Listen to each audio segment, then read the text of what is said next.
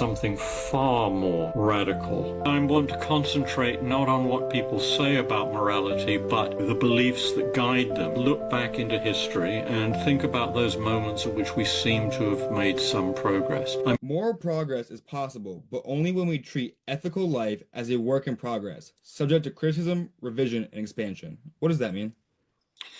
Well, what it means is that I want to concentrate not on what people say about morality, but the beliefs that guide them in their daily lives. And I see our moral practices as very, very old indeed, tens of thousands of years old, long before that we had writing or anything like that to put things down. And those practices evolve, they change over time. And when we look back at the history, sometimes we see progress and sometimes we see regress. And I think the great challenge for understanding our ethical lives together is to understand that process and to understand how to make more moral progress. And so I want to come to terms with the idea that our lives are guided by certain kinds of thoughts and beliefs and emotions and so forth, and we want to do that as well as possible. And the task of moral philosophy, as I understand it, is to come to terms with that and to try to improve it. How do we go about improving it? What's something that we maybe start Well, with? I think the most obvious thing to do is look back into history and think about those moments at which we seem to have made some progress. I mean, I think it was progress when we stopped torturing people. I think it was progress when we stopped enslaving people. I think it was progress when we didn't regard women as subordinate and inferior creatures. And I think there's progress, as I've seen in my lifetime, in the way we react to people who love members of their own sex. So all of these are cases of progress. We can look at these, we can see what worked at times when things went forward, and we can see what stopped things from going forward at other times. And what we can try to do is then adjust the ways in which we have disputes and conversations and disagreements with one another to try to absorb the things that make for moral progress and avoid the things that make for moral regress. Learning from history. What are some of the things that lead to moral regress, and are we seeing any of them now? We're seeing them all over the place. I mean, the world at the moment is really in problems. I mean, there is a lot of false factual belief around, people believing crazy things about the world and about other people in the world. And there's also a lot of polarization around, people coming to think that some people, including people in their own countries, in their own communities, are really lesser. They're really not full people at all. They really should be hunted down and hurt and thrown out and that sort of thing. I mean, all of this is a disaster. And moral progress goes well when we recognize the number of people, all the people who are affected by a particular issue about which there's dispute, and we understand the facts that underlie the dispute, what the consequences are for people and so forth. And most of all, when we are able to get inside one another's heads and one another's lives and try to understand the world from their point of view. What I'm saying is actually a way of working out something that's very old. It's not only very old in terms of the long history of our moral lives together. It's also very old in terms of religions. I mean, religions have always gravitated to the view that if we want to, live together, then we have to understand one another. This is the famous Christian second commandment, basically. And all what I'm saying really is that's too vague as it stands, and it needs to be worked out in practice. But, most religions have worked their way towards, this appropriate moral idea, even if they haven't taken it further. How can people become more moral if they're not moral already? If that makes sense. If their morals seem skewed, but they realize they want to become better. Can that be done? I mean, it seems to me that that most people There are some people who are just attracted by things that are absolutely awful. I mean, they take pleasure in, violating the rights of other people. They take pleasure in bullying other people. You can think about who I have in mind right now when I use that phrase. But I think most people are actually have moral difficulties because they're choosing between something that's obviously bad and something that's obviously good, but because they're choosing among different good things and they don't know how to balance those. Mm-hmm. I think the difficult moral problems come up when there are a number of things that we could do. We could help this person or that person, and we don't know how as it were, to balance our actions in ways that will, treat both of them in the ways that they deserve. So, I mean, I don't think it's as complicated and as problematic to make people better. I mean, what you need to do is cultivate their abilities, really. First of all, to get the facts straight. Mm-hmm. Second, to understand who's affected by what they do. That's very important. And third, to get inside the lives of the people who will be affected by what they do. So, I mean, some of our actions are quite local. They affect only members of our own family. And we tend to understand members of our own families much better than we understand most of the other people in the world. So that's easier. We can come to see the world from the point of view of our children or our parents or our relatives who live perhaps in different places, and are related to us not as closely as that. We can understand what they need, what they want. We can understand where to help them and how to avoid hurting them. So we do better at that. But when we get away from the family, it gets more difficult because we're not as familiar with the people. And we don't always take these people into account. And we don't always get the facts straight. And so we make mistakes. But this is a kind of piecemeal thing that I think actually can be improved. And I think it can be improved if we educate our children from a very early stage to be other-directed. So I wrote a big fat book about education, and when I came to thinking about moral education, I didn't think about giving them, do's and don'ts or commandments or anything like that. I just thought about how do you get them to be able to plan and work with other people? How do you get them, as it were, inside one another's lives so that the lives can harmonize instead of clashing? How do we do Does that that? make sense? It does. It does. This is my favorite topics. That's why I'm very happy you agreed with the interview. Good. How I want to talk about two things. One, step three, which is identifying and understanding other people's point of views, but how do we educate people on morals? Or how do we educate our children on morals? Okay. Not as difficult as you might think. Okay. So imagine a classroom full of 3-year-old kids. Mm-hmm. The teacher says, okay, children, you've got half an hour. There are a number of things that you might want to do in that half an hour, but you're going to do something together, and you have to figure out what it is. I'll help you. And so the first step is to try to understand how to balance the wants of a small group of people whom you meet day by day and whom you know something about. And then you proceed by steps. You make the problems more and more difficult and more complicated. You make the groups more diverse. And you eventually get to a stage where many years down the road, the children are sometimes, as it were, doing this exercise with people they've never met before. People who don't look like them. People who have very different beliefs. And they learn how to do it in ever more complicated situations. And if this is skillfully orchestrated, I think we can develop a capacity.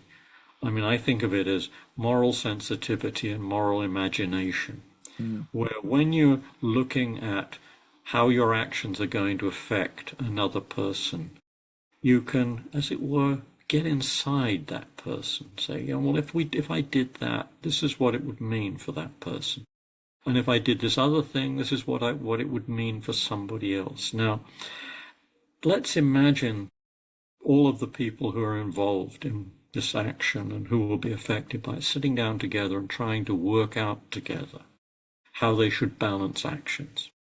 Could we come up with, can I now see a way in which that might work? I can't just sort of snap my fingers like that and get them all together. So I've got to learn how to, get sufficiently into their lives to understand how they feel and how they would feel about things if this person got that and this person got something else and so on and so forth. So, and I think that's what morality is really all about. I think it began very long ago with a small group of people actually sitting down with one another and figuring out rules and patterns of behavior that would govern their actions together.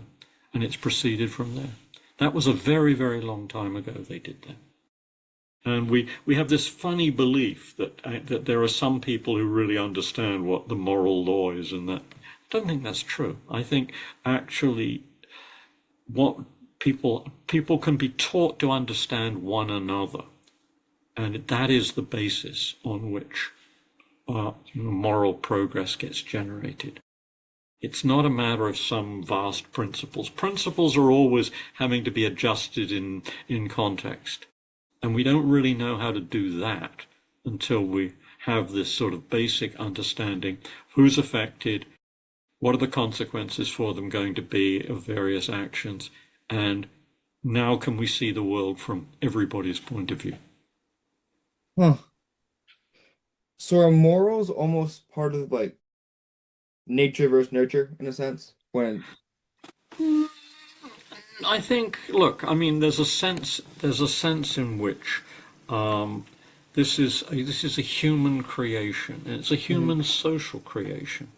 So I think when I think about morality, I think of it not as, a code written in the sky or delivered to a guy who goes up a mountain or something like that, but rather as something that we work out and we work out together. It's not that I can do it. It's not that you can do it. It's not that any human being on his or her own can do it. It's got to be collective. It's the people who are affected by actions who work out how those actions should be done. And that was initiated, I think, at least 50,000 years ago, possibly more than that. I mean, one of the great things about human beings is that 25,000 years ago, people were trading with one another. Now think about that for a moment. So I got something, you've got something. We're going to trade. You want some of what I've got, I want some of what you've got. For that to work, we've got to have an agreed upon framework. You've got to be confident that when you come to me, it's not going to end up with you just being robbed, possibly brutalized. I'm going to have that assurance too. So 25,000 years ago, different groups of people who had previously been pretty hostile to one another managed to get this framework going. That must have been preceded long before that by rules worked out in human bands for how you treat one another. What you're allowed to do to somebody else, how you divide up resources and so on and so forth. All of that must have been worked out. And as life has gotten more complicated, we have to deal with many more complex instances of the same kind of problem. I mean, we now face some of these on a global scale. Such as? Climate change. Okay. I mean, think about that for a moment. I mean, if we're going to stop the environment from being harsher than it needs to be, we have to do something now. So you're asking contemporary people to make sacrifices so that future people can live, in a more habitable environment. I mean, it's pretty clear, I think, that the environment on our planet is going to get much harsher for human beings. And we're going to have to deal with people moving out of places which will become uninhabitable. The migration problems of the future are likely to be enormous. compared to the ones that we face today, and those are already causing difficulties enough, as you know. Mm. Anyway, so how are we going to solve this? Well, I mean, there's going to have to be a certain amount of changes in our lives which will affect some people very badly. I don't think it's unreasonable for many people in our country, in the United States, to believe that if what the activists want done is done, that their lives are going to be destroyed and the lives of their children are going to be destroyed. That has to be taken into account. I mean, what has happened, I've just written a book about this called The Rich and the Poor, in which I argue that we've spent basically the last 50 years neglecting people who've been left behind. Mm-hmm. And the result of that is that those people now say, you can't do any more to ruin my life. You know, my life is incredibly precarious. I have to work, several jobs. If you take away my ability to drive a car on gasoline, I'm going to be completely screwed. My kids are going to be screwed. It's going to be awful. So don't tell me about climate change. So any climate policy has to take those things into account. We have to realize that we've got to stop doing what we're doing with respect to the people who have been left completely without any protections against all sorts of perturbations of their environment. What we've now got to do is look after those people and at the same time look after the future people too. It's a very serious responsibility. And it's not all about making vast amounts of money for a very, very small number of people. I mean, that is an absolute guarantee that people who are now suffering will continue to suffer and future people will suffer even more. That's climate change for me at this stage it's not a technical problem. It's an ethical and political problem. Mm-hmm. It's a problem of reintroducing some serious ethics into our politics and really taking care of especially of the people who are likely to suffer under the present circumstances and under future circumstances. Sorry about that. It was a bit sermonizing. No, it was good. I'm trying to collect my thoughts, make sure I asked the right question, because that was very good. Where along the way did we lose our definition of morals? Because you said 25,000 years ago, give or take 50,000 years ago, we kind of able to sit down and talk about it. Yeah. But it seems that now we kind of lost our... Yeah, well, look, I mean, there are all sorts of twists and turns in the story. Mm-hmm. I mean, even when you've got a functioning system of having sort of moral discussions going on, as we have had in various places at various times, there are still people who do it badly or opt out of it or pursue their selfish interests. All of that has to be taken into account. Mm-hmm. But what I think has happened is that we've replaced at various stages the idea of talking to one another and getting inside one another's lives, as I put it, by thinking that there's some absolute set of rules. You got to abide by these rules and that's it.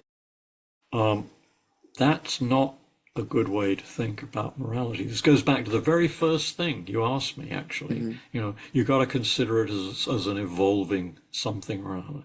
If you think it's already fixed and set in stone, then that's a disaster, because you then have a completely rigid response to the new problems that are constantly arising because circumstances change. You've got to learn how to adapt your principles to changing circumstances, to see, yes, we have to give a little bit on this particular kind of thing, because that will better allow us to meet everybody's needs. I mean, these are really very, very difficult things to do.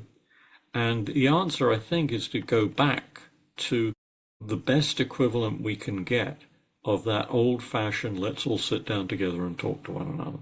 We can't do it. We can't do it in a country of 300 million, let alone in the entire human population of the world. But we can introduce approximations to it. And those are being tried out right now. I mean, there have been some wonderful experiments in people negotiating with one another about difficult issues. In Ireland, for example, they got together a group of representative citizens to think about repealing the ban on abortion. Then they decided to have the same sort of thing on gay marriage. Both of them worked surprisingly well. It wasn't a complete consensus in either case, but you had things like figures of 79 to 12, I think, is the abortion ban case. That's very, very close to agreement. Mm-hmm. Now, if we can start to do that, and the data show that in the course of this, people who thought that they really loathed one another came together and understood one another. There's a wonderful story that is recorded by a political scientist who's looked at this about the deliberation about gay marriage in Ireland. It involves a extremely curmudgeonly old guy, even more curmudgeonly and probably even older than me, and a very flamboyant gay man. Mm-hmm. They come into the room and they look at one another, and it's horror. By the end, they've become really close friends. Huh. It's interesting what we can do if we start out with the attitude that we must work together. We must try to find a common path, and that common path leads through mutual understanding of one another. It's almost like every interaction we should greet with curiosity rather than judgment. Well, curiosity. I mean, psychologists have shown something really, really interesting. That if you go into a conversation with somebody with whom you disagree and you say, Mm-hmm. well, this is the truth about it, blah, blah, blah, blah, blah, it doesn't go well. Mm-hmm. If you just change that a bit, I feel that about this, that such and such, I suspect you don't agree, but, a softer and less dogmatic tone does wonders. Mm-hmm. Showing elementary respect for one another in conversation also helps. I think this is a very fruitful subject for empirical research. I don't think it's the case that we're going to be able to produce healthy dialogue out of nowhere instantly. Right. But I think there are all sorts of things we can do to work our way towards it. And some of those have already started to be achieved in things like, these sort of, they're really frankly experimental deliberations that get organized on the issues like the ones I've mentioned from Ireland. Mm-hmm. So I love this interview so far. I don't want it to end, but I have 6 minutes left on the Zoom trial. So I want to ask you a question that first question I thought of when I wanted to interview you. Okay. Are you happy, and why are the smartest people plagued by unhappiness? I think I'm basically a happy person. I mean, I think many people have thought of me throughout my, my philosophical career as being, something of an optimist, thinking that things, and you might have picked that up in what I've been saying. I'm very, very worried about the state of the world and the world my children will live in when they're older. I mean, I have middle-aged children now, and I have grandchildren, and I'm very worried about the world they're going to inherit. And personally, I'm very happy. I've had a wonderfully rewarding life, and a lot of luck, and really a lot of luck, so yeah. I mean, I don't think I wouldn't, but at the same time. When I start thinking about large issues about the world today, I'm very worried. The result of this is that I do sometimes turn away from those things. And when I relax, I like to, think about all the local things around me that are going well. And there's so much that I love doing. And enjoy in life but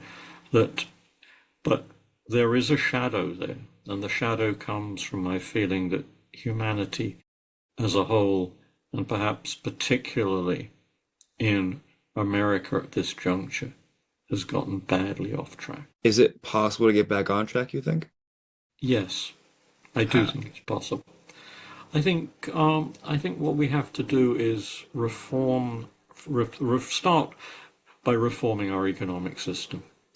I mean, what's needed is something far more um, radical than I think most people realize.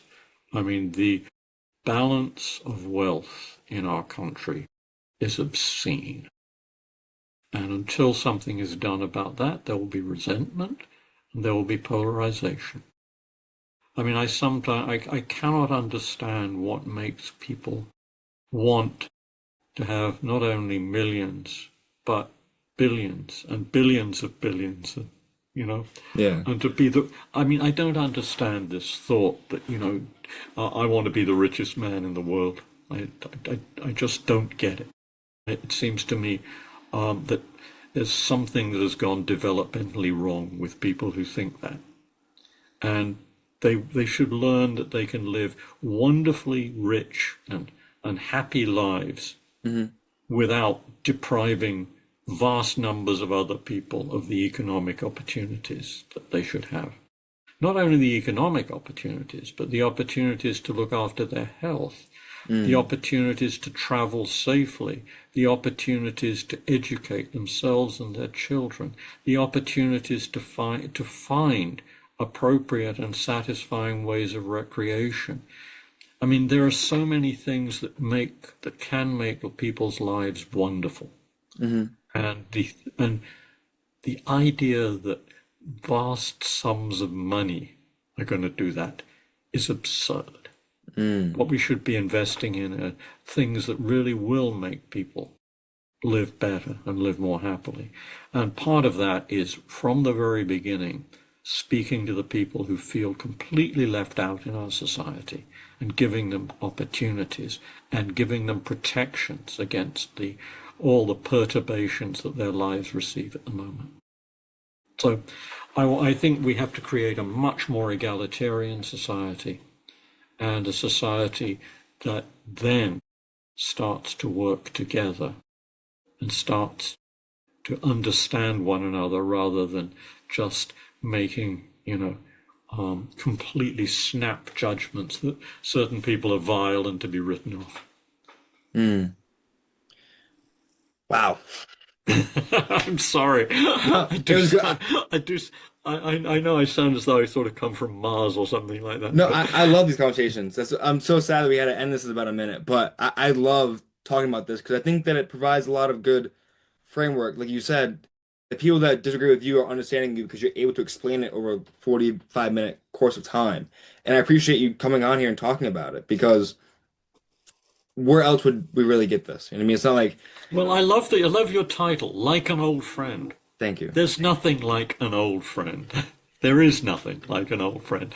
An Mm, old friend is a wonderful thing to have. An old friend is something that is someone with whom you're completely at ease. mm, And and forget the big philosophical theories about what friends do for you. Just mm, realize that the it's being that person that the great reassurance that comes with that, and the mm, knowing that you will enter that person's life and that person will enter your life, and there will be harmony there.